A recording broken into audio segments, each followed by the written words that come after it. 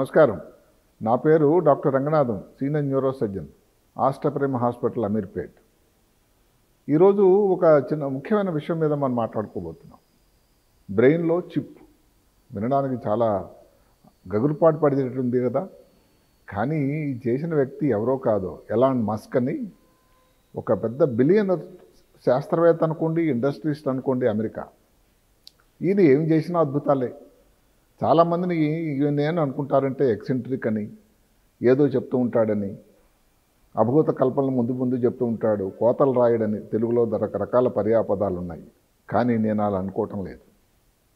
నిజానికి ఏ సైన్స్ తాలూకా పరిశోధన అయినా కూడా ఎంతో కష్ట నష్టాలకి చేసేది. ఎలాంటి మస్క్ కూడా అలాంటి కష్టాలే పడ్డాడు. నిజానికి ఈ తాలూకా అతనికి ఆలోచనలు అందరూ మనం ఆలోచించిన దానికంటే ఒక 5 రెట్లు ఎక్కువ ముందు ఆలోచిస్తాడని నేను అనుకుంటున్నాను. ఆ మేధా సంపత్తి అవన్నీ నిజంగా మనం చేతులెత్తి జోడించాలి. దాన్ని ఆంగ్లంలో ఒక మాట ఉంది, మ్యావరిక్ అని. అంటే వాళ్ళు వేరేగా ఆలోచిస్తారు అదే విషయం గురించి.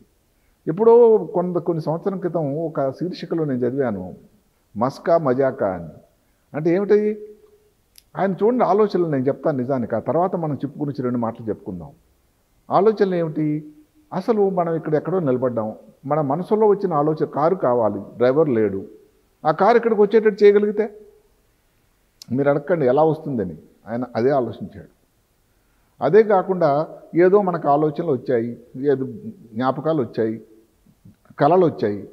ఈ జ్ఞాపకాలు, మంచి కళలు, మంచి విషయాలు ఏవైతే వచ్చినా మనం రికార్డింగ్ చేయించుకొని మళ్ళీ అది ప్లే చేసుకుంటే బ్రెయిన్ కట.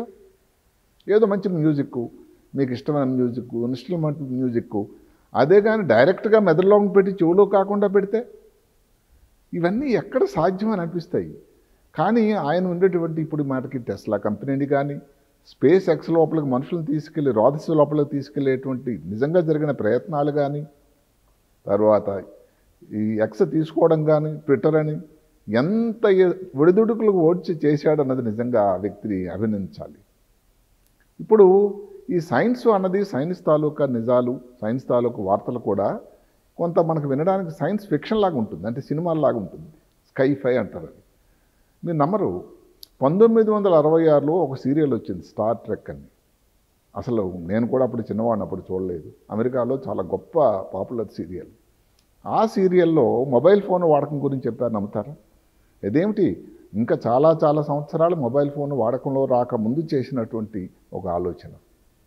అలాగే ఈ డ్రోన్స్, ఇప్పుడు కోవిడ్ టైంలో ఎక్కడెక్కడికో డ్రోన్స్ మందులు చేరవేయడానికి వ్యూహాలు జరుగుతున్నాయి, అక్కడ డ్రోన్తోనూ వస్తూ ఉంటుంది అన్ని రికార్డింగ్లు. అదే కాకుండా ఇప్పుడు యుద్ధ సమయాల్లో డ్రోన్స్ ఇవన్నీ వాడుతున్నారు కదా ఇంత పుష్కలంగా. ఇది ఎప్పుడో జూన్ అని ఒక సినిమాలో, ఒక ఫిక్షన్ సినిమా, అమెరికా సినిమా, ఎప్పటి మాట అండి, 84 మాట, అప్పుడే వచ్చింది. ఇందులో వాళ్ళకి ఆలోచన ఎలా ఉంది అంటే మనం చెప్పడం కష్టం. కానీ డెఫినెట్గా వీళ్ళందరూ కూడా ఏదైతే ఉందో ఎలాన్ మస్క్ టైపే.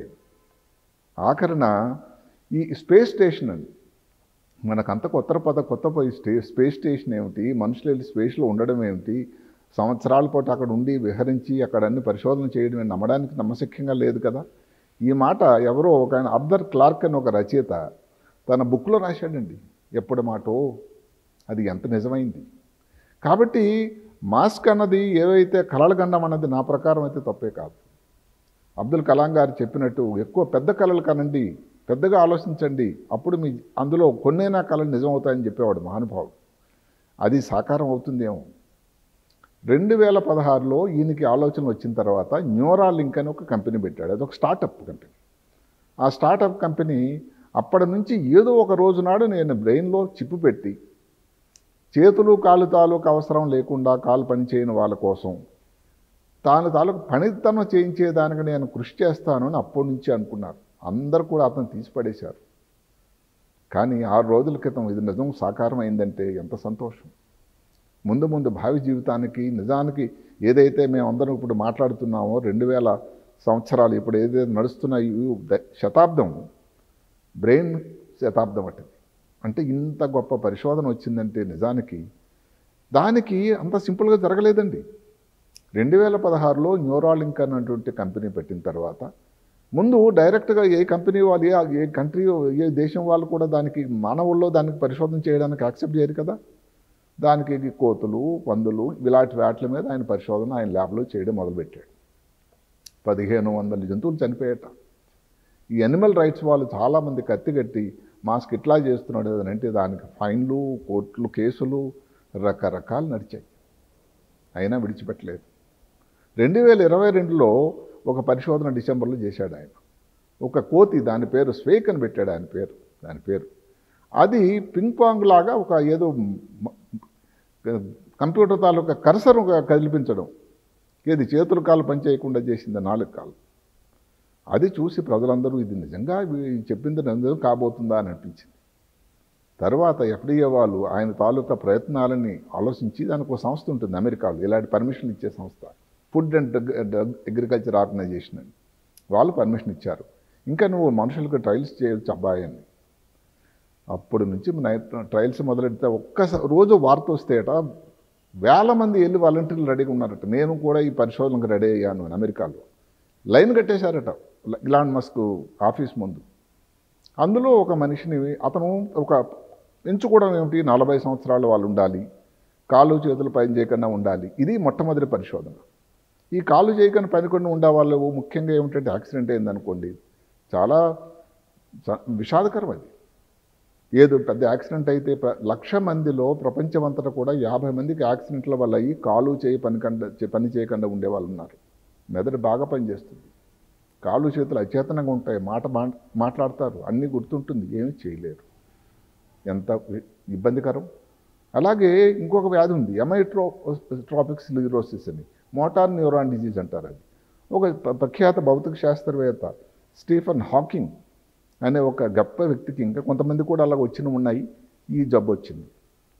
సరే, ఆయన ఎంత ఇబ్బందికి వచ్చినా కానీ ఆ వీల్ చైర్లో ఉండి ఎంత గొప్ప పరిశోధన చేశాడో మనందరికీ తెలుసు. అప్పుడు ఈయనకు ఒక ప్రేరణ వచ్చింది. హాకింగ్ గారు ఎక్కడో ఒక ఫోన్ ద్వారా టైపులో అన్ని పరిశోధనలు చేశాడే, అదే కానీ నేను ఎక్కడో బ్రెయిన్లో చిప్పు పెట్టి ఇది చేయగలిగితే. మొన్న ఆదివారం నాడు అదే జరిగింది. ఆయన ఏదైతే ఉందో సోషల్ మీడియా హ్యాండిల్ ఇప్పుడు వచ్చింది, ఎక్స్ అని పేరు పెట్టాడు. ట్విట్టర్ని తీసేసి ఎక్స్ అని పెట్టాడు, అందరికీ తెలుసు. దాంట్లో చెప్పాడు ఇది నిజానికి ఇంతకుముందు మొదటి జరగలేదని కాదు, అంతకుముందు కొన్ని కంపెనీలు చేశాయండి. స్టార్ టెక్ అనే ఒక కంపెనీ, సింక్రాన్ అనే ఒక కంపెనీ, స్విట్జర్లాండ్లో ఒక వ్యక్తికి ఏదో 4 చేతులు కాళ్ళు పనిచేయని వ్యక్తి కూడా ఏదో చిన్నది అమర్చి చేశారని. కానీ మస్క్ గారు చేసింది చాలా డిఫరెంట్ అండి, చాలా చిన్నది, 8 మిల్లీమీటర్ల సైజ్ అట ఆ చిప్పు. నమ్ముతారా? అదే కాకుండా బ్రెయిన్ లోపల పెట్టాడు. అసలు బ్రెయిన్ ఈ మెషిన్ ఇంటర్ఫేస్ దాంట్లో 3 రకాలు ఉంటాయండి. Invasive, semi invasive, non invasive. అంటే అసలు ఏం నొప్పి లేకుండా, ఇబ్బంది లేకుండా బయట నుంచి చేసేది, ఏం రిస్క్ తీసుకోకుండా. కొంచెం రిస్క్ ఉంటుంది ఏదో బ్రెయిన్లో పెట్టడం. ఇన్వేజివ్ అంటే టోటల్గా బ్రెయిన్లో అమర్చడం. ఈయన అన్ని మొదటి నుంచి కూడా రిస్క్ తీసుకునే మనస్తత్వం ఉండే మనిషి అండి. ఆయన ఆ ఇన్వేజివ్ దానికి ఎంచుకున్నాడు. ఎప్పుడు ఈ సింక్రాన్ అనే కంపెనీ వాళ్ళు ఏం చేశారంటే, ఇక్కడ ఉండేటువంటి మెడలో ఉండేటువంటి రక్తనాళం ఉంటుంది వీన్ అని, దాని నుంచి మెదడులో పంపించారు. అది కంపారిటివ్గా సింపుల్. ఈయన ఏం చేశారు, మెదడు లోపలే పుర్రెభాగంలో ఒక రోబో ద్వారా దీనిని అమర్చి పుర్రెభాగం లోపలికి తొలిచి దాని లోపల చిన్న ఏదైతే ఉందో ఇంప్లాంట్ని అమర్చారు. దీనికోసం 2022లో ఎప్పుడైతే పర్మిషన్ వచ్చిందో ప్రైమ్ అని ఒక దానికి పేరు పెట్టారు. అంటే precise robotically implanted brain machine interface అని. చూసారా, రిస్క్ తీసుకోకుండా బ్రెయిన్ పైన ఎక్కడో పెట్టేస్తే అయిపోయేది కదండి. కానీ ఆయన అలా కాదు. ఇది 8 మిల్లీమీటర్లు, దాంట్లో ఒక చిప్ ఉంటుంది. చూడండి, ఉన్నదే చిన్నది, దానికి ఒక బ్యాటరీ ఛార్జింగ్ కోసం దగ్గర 1000కు పైగా ఉండేటువంటి దానికి ఎలక్ట్రోడ్స్ బ్రెయిన్ లోపలికి పోయేవి. ఒక్కొక్క ఎలక్ట్రోడ్స్కి దగ్గర 64 తీగల్లాంటి సన్నటి వెంట్రుకల్లో, మనిషి వెంట్రుకలో 20వ సైజ్ అట. అంటే ఎంత సన్నవదండి. మెదడు లోపలికి పోయి మెదడు లోపల ఉండే కణాల తాలూకా స్పైక్స్ అంటారు. మెదడు కణాలు మనకు అందరికీ తెలుసు, న్యూరాన్స్ అంటాం. అంటే మనిషి మనుగడకు ఉపయోగకరమైనటువంటి న్యూరాన్స్.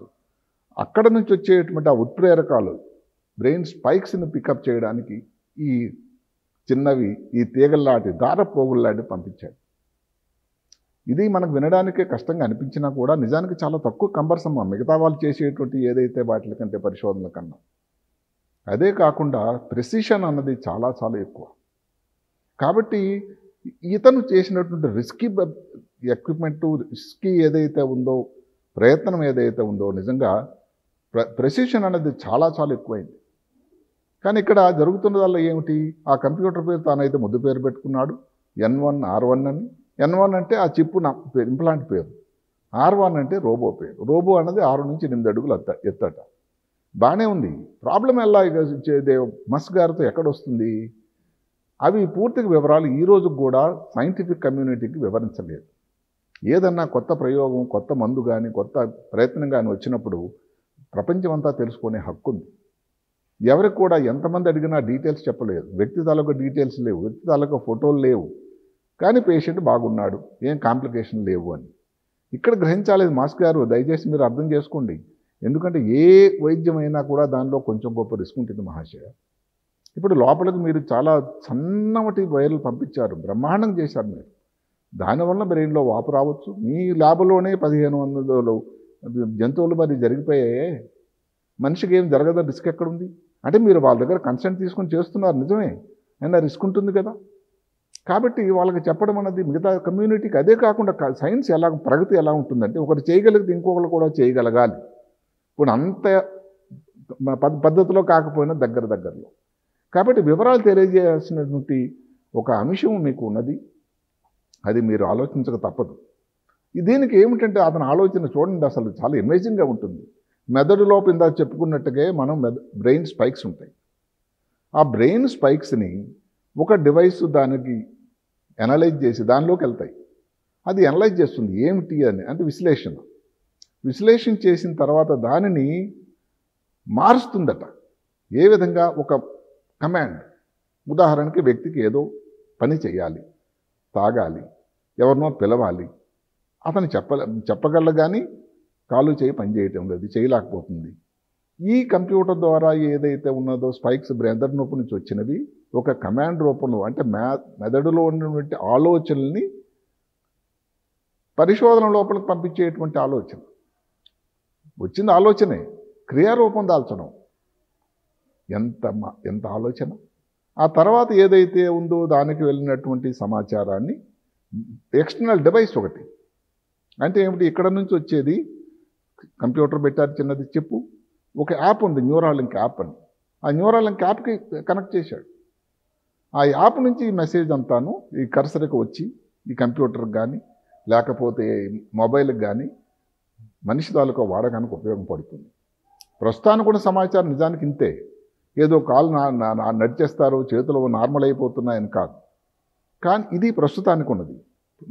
భవిష్యత్తులో ఇంకా రాబోయేది పార్కిన్సన్ వ్యాధని, ఆల్జిమర్స్ వ్యాధని, ఎవరికైనా డిప్రెషన్ ఉన్నా కానీ, లేకపోతే ఈ యాంగ్జైటీ ఉన్న వాళ్ళకు కూడా, డ్రగ్ అడిక్షన్ ఉన్న వాళ్ళకి కూడా ఇది చాలా ఉపయోగకరం కాబోతుంది అని కూడా, ఎపిలెప్సీ ఉన్న వాళ్ళకి, అదే కాకుండా ఫిట్స్ వచ్చింది వాళ్ళకి, ఆ ప్రాంతం డ్యామేజ్ అయిపోయినా అది చేయవచ్చునని, ఇలాగ చాలా అతను చెప్తున్నాడు. అందులో ఎంత సాధ్యం అవుతాయో మనం ముందు చూడాల్సి ఉంది. అయితే సైన్స్ ప్రగతి అనేది ఏ రోజున, ఇప్పుడు అతను ఇంకొక ఆలోచన ఏమిటంటే చూడలేని వాడు చూడగలడట, వినికిడి లేని వాళ్ళకి వినికిడి కూడా సాధ్యమట.